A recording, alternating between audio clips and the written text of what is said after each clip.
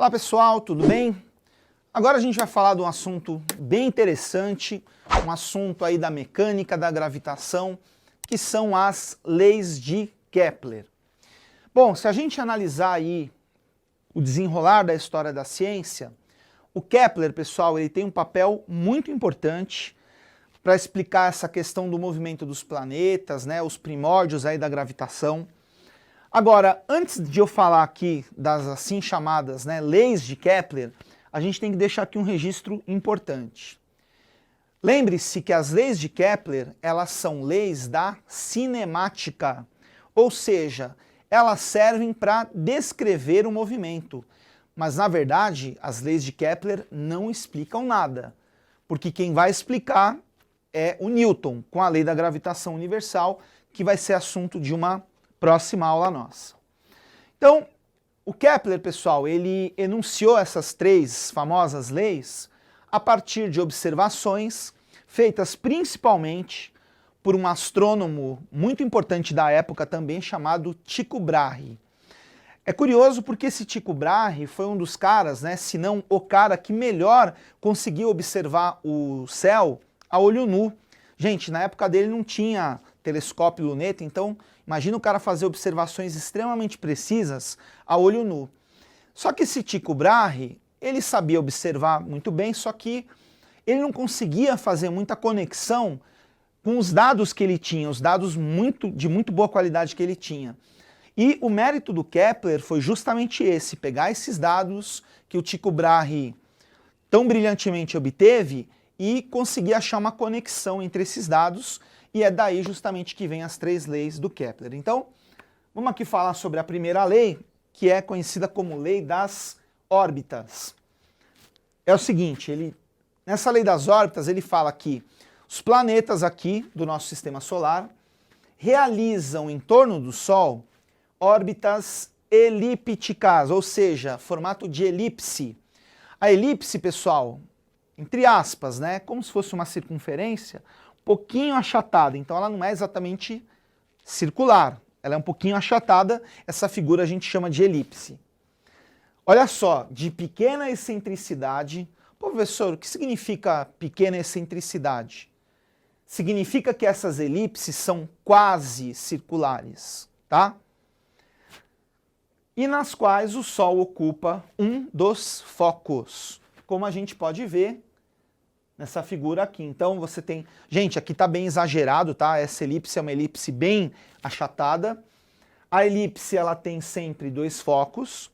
E o Kepler percebeu que o Sol está sempre num dos focos da elipse, enquanto que os planetas giram justamente nessas trajetórias elípticas. Agora você deve estar se perguntando, né? Como que ele descobriu que era uma elipse? Lembra que eu falei que ele tinha os dados do Tycho Brahe, dados de excelente qualidade? Então, a partir das observações do Tycho Brahe, o Kepler ficou procurando que figura geométrica encaixaria nesses dados. E claro que ele tentou primeiro a circunferência, que eu acho que é o que muita gente tentaria aí como primeira opção. Só que, pessoal, os dados que ele tinha na mão não encaixavam com uma circunferência. E aí uma curiosidade para vocês saberem, né? O pessoal fala muito de sorte de campeão, sorte de vencedor. E aqui eu acho que o Kepler teve um pouquinho de sorte, porque ele acabou pegando os dados de observação do planeta Marte, que é um dos planetas que tem maior excentricidade, ou seja, é um dos planetas nos quais a órbita é mais achatada.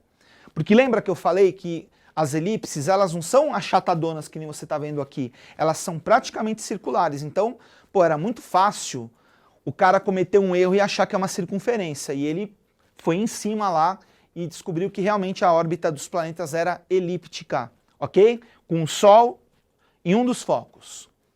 Vamos lá, gente, para o próximo. Segunda lei é chamada lei das áreas. O que essa lei das áreas nos diz? Que o segmento de reta que liga o Sol, lembrando mais uma vez que o Sol está num dos focos da elipse, até um planeta, então você pega um segmento que liga o centro do Sol até o centro do planeta. Essa lei de Kepler diz que esse segmento, ele descreve áreas iguais em tempos iguais. Em outras palavras, a gente pode falar que a velocidade areolar, o que seria a velocidade areolar? A velocidade da área é constante. Então, para você dar uma olhadinha, olha essa próxima figura. Aqui está o Sol, aqui está o movimento do planeta. Também aqui está bem exagerada essa elipse, porque lembra, a elipse é quase uma circunferência. Então você liga o Sol até o planeta e imagina esse segmento varrendo aqui, dentro da elipse uma área, tá certo? O que diz então essa segunda lei de Kepler? Então você imagina, por exemplo, o planeta vindo daqui até aqui, tá certo? E vindo daqui até aqui. Aqui ele varreu essa área A1, aqui ele varreu essa área A2. O que diz essa segunda lei? Diz o seguinte, se o intervalo de tempo que o planeta demorou para varrer essa área, tá certo? O tempo que o planeta demora para vir daqui até aqui for o mesmo tempo que ele demora para vir daqui até aqui, a conclusão é que as áreas são iguais. Ou, se você preferir o contrário, né? Se essa área é igual a essa, significa que o tempo que o planeta demora para fazer esse movimento é igual ao tempo que o planeta demora para fazer esse movimento. E aí, eu não sei se você já deve estar pensando, uma conclusão bem direta aí dessa segunda lei de Kepler. Gente, se essa área é igual a essa, né? Os tempos são iguais, só que perceba, aqui o planeta andou todo esse pedaço, e aqui ele andou só esse pedacinho. Então o que a gente pode concluir? Que quanto mais próximo do Sol, tá certo? Maior a velocidade que o planeta tem. Quanto mais distante do Sol, menor a velocidade que o planeta tem. Bom, a gente pode ver outras características aqui também, ó. Esse ponto, que é o ponto mais perto da trajetória do planeta em relação ao Sol, é chamado de periélio. Hélio é Sol, periélio perto do Sol, ok? E esse ponto, que é o ponto mais distante da trajetória do planeta até o Sol, é chamado de afélio. Então o periélio é o ponto mais próximo do Sol, o afélio é o ponto mais distante do Sol. E em que ponto da trajetória a velocidade do planeta é máxima? No periélio. Em que ponto a velocidade do planeta é mínima? No afélio.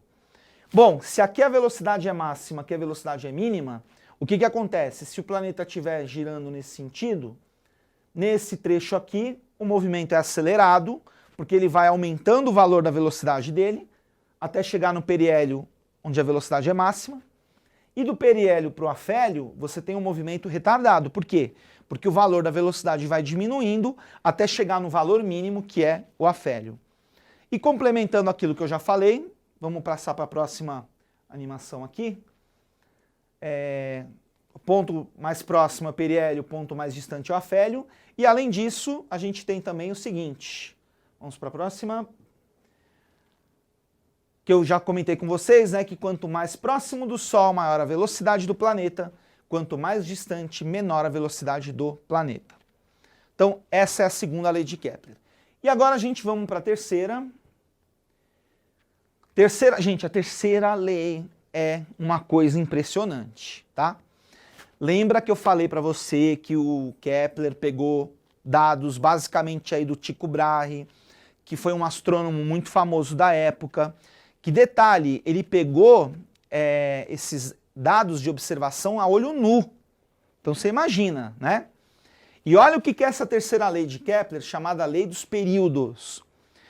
O Kepler, pessoal, descobriu que, olha só, os quadrados dos períodos de translação dos planetas são proporcionais, no caso aí, diretamente proporcionais, aos cubos dos semi-eixos maiores de suas órbitas. De novo, os quadrados dos períodos de translação dos planetas são proporcionais aos cubos dos semi-eixos maiores de suas órbitas. Em outras palavras, gente, vamos lá para a próxima. O que é o período? Período é o tempo que o planeta demora para dar uma volta completa em torno do Sol, tá? Isso é período. Esse R que eu coloquei aqui, a gente pode pensar como, digamos assim, o raio médio, tá certo? Da trajetória do planeta em torno do Sol. Gente, o Kepler descobriu que essa razão entre período ao quadrado e raio ao cubo, ela é constante. Ou seja, se você fizer essa conta para os planetas, né, que estão girando aí em torno do Sol, pega, por exemplo, aí Mercúrio, Vênus, Terra.